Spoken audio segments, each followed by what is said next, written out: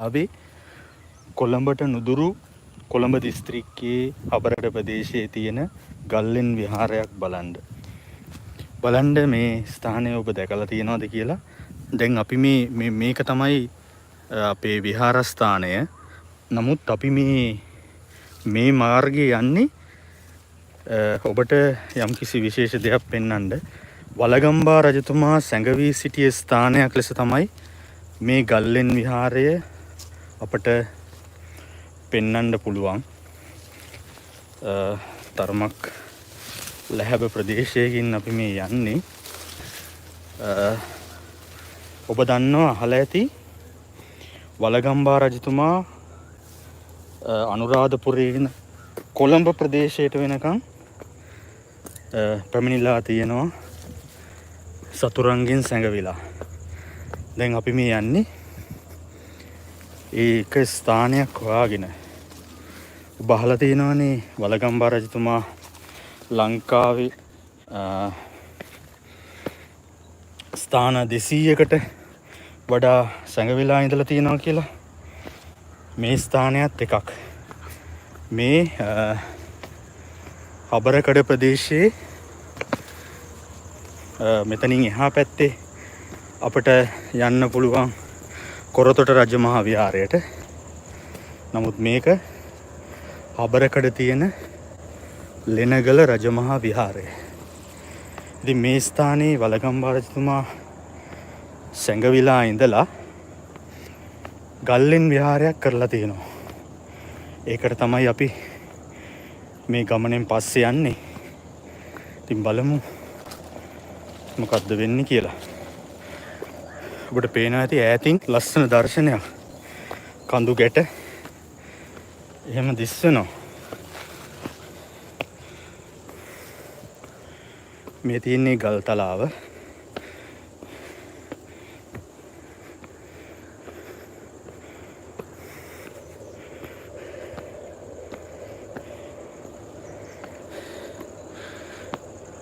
ඔබට පේනවා ඇති මේ ස්ථානයේ ඉහළ බුදු පිළිමයක් තැන්පත් කරලා තියෙනවා.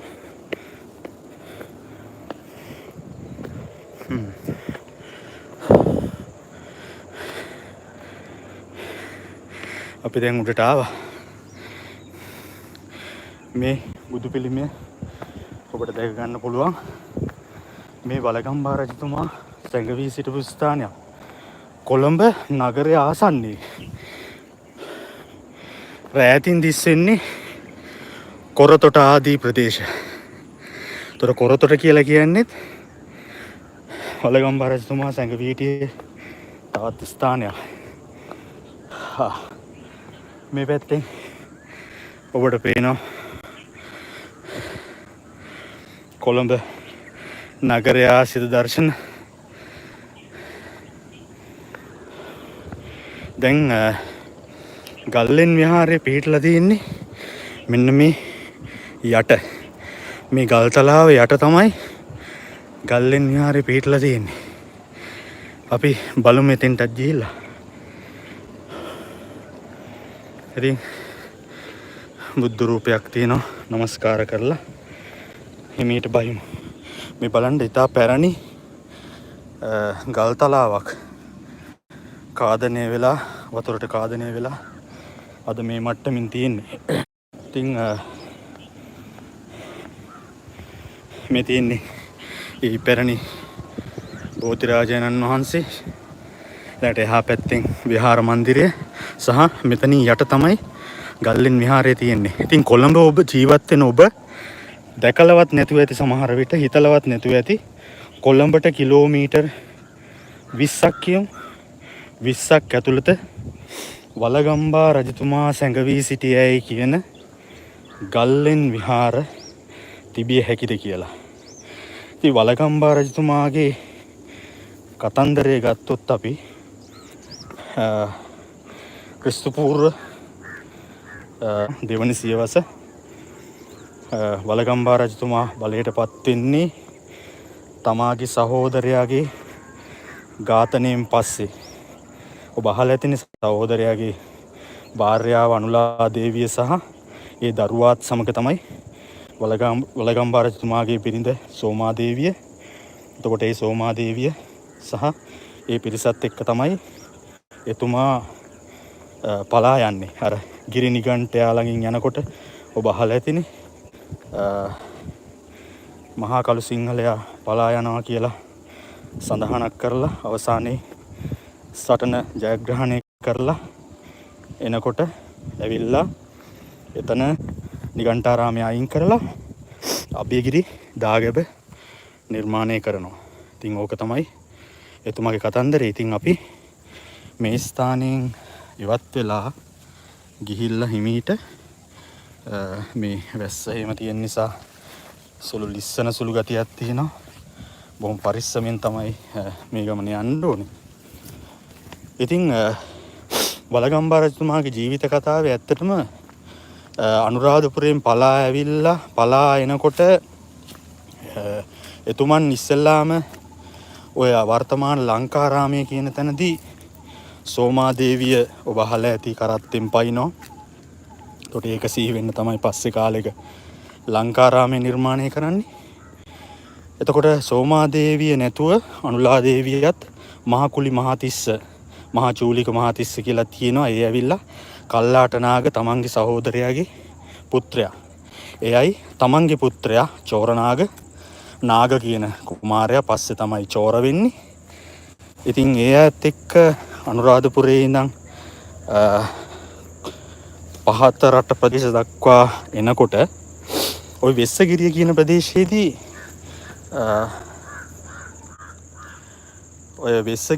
ප්‍රදේශයේදී රජතුමා ප්‍රමුඛ පිරිස නැවතිලා තියෙනවා. ඒ නැවතිලා ඉන්නකොට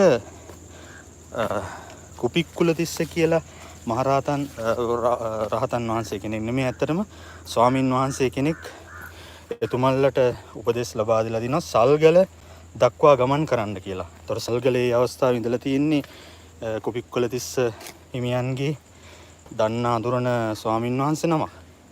ඉතින් ඒ ගමනෙන් පස්සේ තමයි සල්ගලට එන ගමනේදී තමයි ඇත්තටම ඔය විහාරස්ථාන එහෙම නැත්නම් ගල්ලෙන් විහාර 200 ගානක නැවතුණා කියලා සඳහන් වෙන්නේ. එතෙන්දී ඇත්තටම වෙන්නේ මේක ප්‍රසිද්ධිය යන ගමනක් නෙමෙයිනේ. ඔබ දන්නවනේ වලගම්බා රජතුමා සැඟවිලා තමයි මේ ගමන් කරන්නේ. එතකොට සැඟවිලා ගමන් කරනකොට ප්‍රසිද්ධිය නෙමෙයි හොර රහසේ යම්කිසි ගල් වෙනකට නගිනවා. නැගලා එතන යම්කිසි කාලයක් වාසය කරලා ඊට පස්සේ එතන ගල් වෙනක් නිර්මාණය කරනවා. නිර්මාණය කරලා එතනින් බලනවා තව ඉහළ ස්ථානයක් කොහෙද තියෙන්නේ කියලා. ඊට පස්සේ එතෙන්ට ගමන් කරනවා. එතෙන්ට ගමන් කරලා එතනිනුත් තව තැනකට ටික කාලයක් ඉඳලා යනවා. ඉතින් ඔහොම තමයි එතුමාගේ ඒ අවුරුදු 14ක බෙට ගමන් කරනවා. එතෙන්ට ගමන් කරලා එතනිනුත් තව තැනකට ටික කාලයක් ඉඳලා යනවා. ඉතින් ඔහොම තමයි එතුමාගේ ඒ අවුරුදු 14ක බෙමින්තියා සෑය කාලේ ඒ චාරිකාව සිද්ධ වුණේ. ඉතින් බෙමිනිතියා සෑය නිසා එතුමා රජරට වියලි කලාපයේ ඉඳන් එන්නේ ඇත්තටම තෙත් කලාපයේ දක්වා. ඒ කියන්නේ වරකපොළ ප්‍රදේශයට මේ වරකපොළ ප්‍රධාන වශයෙන් එතුමාට නවතින්න කියලා අදහස් දෙන්නේ කුපික්කුලතිස්ස මහා හිමියන් සල්ගල ආරණ්‍ය සේනාසනේ හිටපු උන්වහන්සේගේ දනාදොරන කෙනෙක් එක්ක තමයි ඔවුන්ට ආරක්ෂිත ස්ථානයයි සලකන්නේ. නමුත් සල්ගලට එන අතරතුර විශාල ස්ථාන ප්‍රමාණයක නොතිනවා. ඒ නැවතිලා විශේෂයෙන්ම සල්ගලට එහා පැත්තේ තියෙන ඔබ දන්නවා ඇති ලෙනගල රජමහා විහාරය. මේ විහාරස්ථානයේ නමත් ලෙනගල රජමහා විහාරය. නමුත් ඒ සල්ගල ළඟ තියෙන විහාරස්ථානයත් ලෙනගල රජමහා විහාරය. ඉතින් ලෙනගල රජගහ විහාරයේ තමයි නවතින්න කියලා උපදෙස් ලබා දෙන්නේ. මොකද ලෙනගල රජමහා විහාරයේ ඒ සල්ගල ආශ්‍රිත ප්‍රදේශයේ එවකට පාලකයා වෙන්නේ තනාසිව කියලා පුජ්‍යලෙක්. අපි මේ සපත්තු ගලවල තමයි මෙතනට ඇතුල් වෙන්න ඕනේ. ඉතින් මේ තනාසිව කියන පුජ්‍යලයාව හම්බෙන්න කියලා තමයි මේ රජතුමාට උපදෙස් ලැබෙන්නේ කුපික්කුලතිස්ස මහරහතන් වහන්සේගෙන්. ඉතින් තනාසිව හම්බ වුණාට පස්සේ එතුමා යටතේ ඒ තනාසිව යටතේ හැබැයි කොයි වෙලාවකවත් සඳහන් කරන්නේ මම වලගම්බා කියලා. ඉතින් තනාසිව හම්බ වුණාට පස්සේ එතුමා යටතේ ඒ තනාසිව යටතේ හැබැයි කොයි වෙලාවකවත් සඳහන් කරන්නේ මම වලගම්බා කියලා. ඉතින් ඒ තනාසිව යටතේ එතුමා යම්කිසි කාලයක් ඉන්නවා. ඔය ඉන්නකොට ඔය තනාසිව කියන පුජ්‍යලයාත් සමග යම්කිසි ආරවුලක් ඇති වෙලා එතනදී වලගම්බා රජතුමා ඒ පුජ්‍යලයා වලගම්බා රජතුමා අතින් ඝාතනය වෙනවා. එතනින් පස්සේ තවදුරටත් එතුමාට ඉන්න හම්බෙන්නේ නැහැ එතන. ඉතින් එතුමා එතනිනුත් පලා යනවා විවිධ වූ ස්ථාන සඳහා. විවිධ වූ ස්ථාන හොයාගෙන එතුමා එතනින් නික්මෙනවා. ඒ නික්මෙන හැම අවස්ථාවකම මේ වගේ ගල්ලෙනක් තමයි හොයාගන්නේ. උඩටම නැගලා බලනවා කොහෙද අනිත් එක තියෙන්නේ කියලා. ඊට පස්සේ ඒක හොයාගෙන ඇවිල්ලා නවතිනවා. ඉතින් මේ තියෙන්නේ ඒ ලෙනගල රජමහා විහාරය කොළඹට නුදුරු කොළඹ හබරකඩ ප්‍රදේශයේ. ඒ කියන්නේ මාළඹේ හරහා ඔබ යන්න ඕන.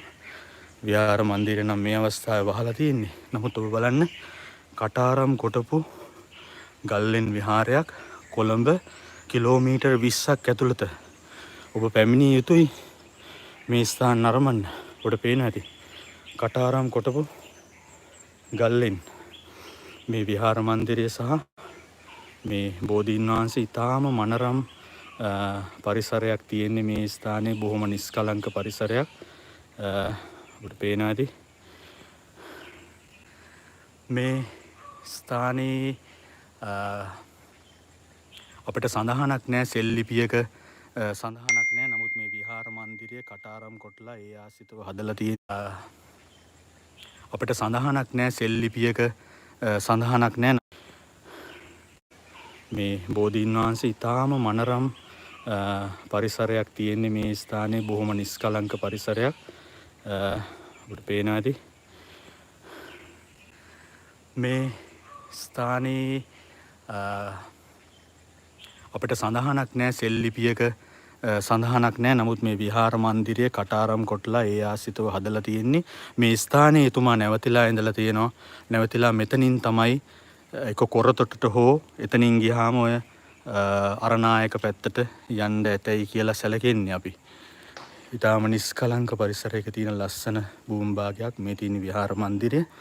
ඉතින් අපි විහාර මන්දිරය ඇරලා තියෙන වෙලාවක ආයිමත් ඇවිල්ලා ඔබට වීඩියෝ එකක් ගෙනෙන්නම්. මේ ඉපැරණි නටබුන් බලන්න. මේ ඉතා විශාල කර්මාන්තයක් මෙතනදී එතුමා සමහර විට මාසයක් දෙකක් මේ ස්ථානයේ නැවතිලා ඉන්න ඇති.